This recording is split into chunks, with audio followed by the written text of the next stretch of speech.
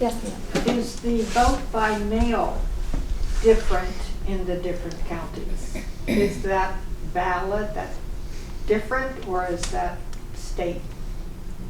It's driven by state statute, so the way we handle it may be different in that by far Elizabeth is going to have way more vote by mail come through than Scott or I is going to have, just because of the sheer size. I'm close, but my public still decides, my citizens are still using in-person early and election day voting more than we're using vote by mail.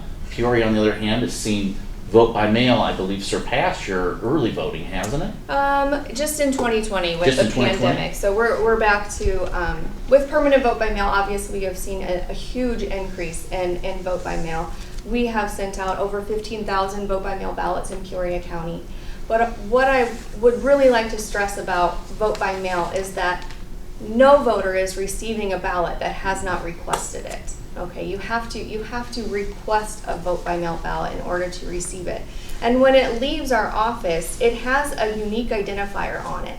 So I know that this ballot is attached to this voter. So when that comes back, you can see that it's attached to that voter, and that's how we do the verification process. Mm-hmm. And that's another difference in Illinois, is that we are a no ID state, so we verify through signature verification, and that requires one Democrat and one Republican judge to look at every voter's signature before they can move through the process, right? So whether you're voting by mail, whether you're voting early, or you're voting in your polling place on election day, you're going to have two election judges, one from each political party, verify that your signatures match. That is followed by every election authority in the state.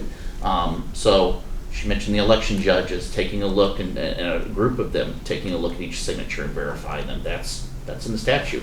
That we keep and retain the request and the ballot, match them up and keep them together. That's part of it. All of that stuff's laid out. So the rules we all follow are the same. There just may be, because of volume in some areas, different individual setups. Yes, Teresa. So I have a two-part question. So it was a directive from the state of Illinois to send out permanent vote by mail ballot applications. Correct. So is it true that those vote, once that's processed and this person gets a permanent vote by mail ballot, there's no expiration date on those, so that if someone dies or moves, that ballot is going to keep going back until maybe it, I don't know, hopefully returned by the postal service is not forwardable, but that doesn't always happen. It is delivered, and our voter rolls are not very clean. I mean, they could be cleaner. Let's just say that our voter rolls could be cleaner. So what do you say to,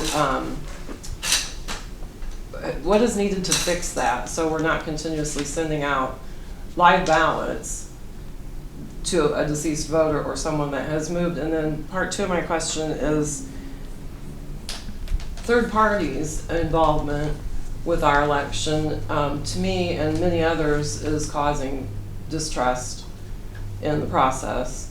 So you've got third party people sending out valid applications. Why is that allowed? And then we've also got third parties involved in, Zuckerbucks came through Peoria, I believe, as intercivic grant. I would have to look through my notes to say for sure that paid for drop boxes, but in general, the Zuckerbucks went out to pay for things that, by accepting money from third parties, it does cause distrust. Third parties sending out. Yep. Well, that we just can't. No, the state. Actually, third parties was second, but the state themselves directing. Oh yes. These mailings, and they don't have expiration dates. We can't control third parties mailing out those applications, because it's Part of the statute. it's freedom of speech as well. It's allowing them to advertise to their groups the methods that are available. And I'll get back to that in a minute too, because on the state one, that is something that could be controlled, but currently the statute reads that we are to mail them out for every general and consolidated election, not for primaries. So you will be getting another one in April because that is a consolidated election. So we had them here and we had them then for the municipal election. So every year we're mailing them out. Is that something that could be changed? That's beyond us. That's up to the legislature. We just process it as the law says and do the election. I will say two things on that. One is I use the card. We're only required to do it about permanent vote by mail. We could add to it whatever we wanted. So on my cards that went out in Tazewell County, it advertised all 4 ways that you had the right to vote. Permanent vote by mail for just that election, in-person early voting, and election day. I wanted to make sure that every citizen had all 4 options on that card available to them.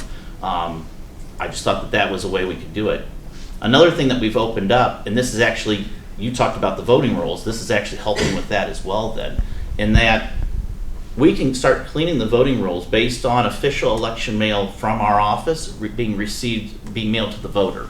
That normally is the voter registration card, and we do a purge of the system. We're required to every other year to mail new voter registration cards. If those are returned to us as non-deliverable, we're to be looking into why they weren't deliverable and starting to take steps to remove them from our voting rolls. The statute only reads that it is official election mail. It doesn't say voter registration card. An application for vote by mail is official election mail being mailed from my office to you. So when we got returned a ton, about 5,000 vote by mail registration cards from voters that had moved away or had died, like you indicated, or other reasons, we take that now every year as an opportunity to clean up our voter rolls again by utilizing them to launch the investigation into is that voter there. So I'm taking advantage of the law that was made by the legislators to further clean and purge our system out as quickly as we can to keep our voting rolls as accurate as possible. So what about no expiration date on those when the ballots go out? That's part of the law, and yeah, they are mailed out there. But remember, the ballot may be being received by somebody that's deceased. But when it's returned, it still has to have the signature. We're just not processing ballots. So when it gets returned, the election judges are still taking a look at it and still looking through there. Additionally, I know that there are groups that are looking at watching those rolls versus death rates to see when individuals throughout the state have passed away. You sign that ballot and you return it and you falsify a signature. That is voter fraud. Furthermore, it's a second federal charge, which is mail fraud, because if you mailed it, then you've created mail fraud. So you don't just get prosecuted with one federal charge, it is 2 federal charges that will come after you. But you won't be able to tell who signed it.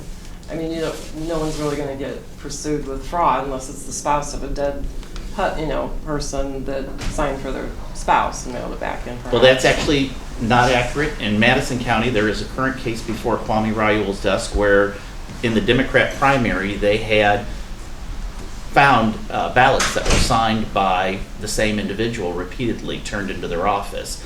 The procedures that are in place caught that, brought it to the attention of the local prosecutor, the state's attorney. He had to recuse himself because he knew both of the judicial candidates that were involved, and it's been elevated to the Attorney General's office. That is being moved through the system, and that is proof that the system of receiving, validating the signature, and being able to find out who did it, because there are individuals they are looking at that did this. We can figure those methods out and be able to do it. Remember, if you're using a Dropbox, all of our Dropboxes are 24-hour monitored. We do have the ability to see who is putting those ballots into Dropboxes. That is evidence that could be brought before courts for prosecution if anybody should be found to be manipulating the process that way.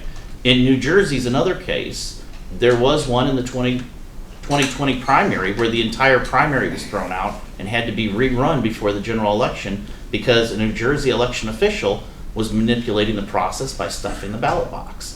Again, the system worked. It caught what was there. It's not Illinois' system. It was New Jersey's, but he was prosecuted. He was thrown out of office. He's got federal charges coming against him already. It is a case that's moving forward. So these things have happened. These individuals have been caught. So to say that you couldn't do anything with it, no, there are ones that are being pursued, including right here in Illinois in Madison County. So it sounds like the drop boxes are quite a source of attempted fraud. I don't have any in Tazewell County, but I wouldn't say that just because they are 24-hour monitored. They're, again, that signature is being checked. In the New Jersey case, they were. But in the Madison case, I don't know if they received them in a Dropbox or if they were hand delivered to the office. I'm not for sure. So I couldn't jump to that conclusion that ballot boxes are a source of further election fraud. It's just one of the examples I mentioned included that. Thank you.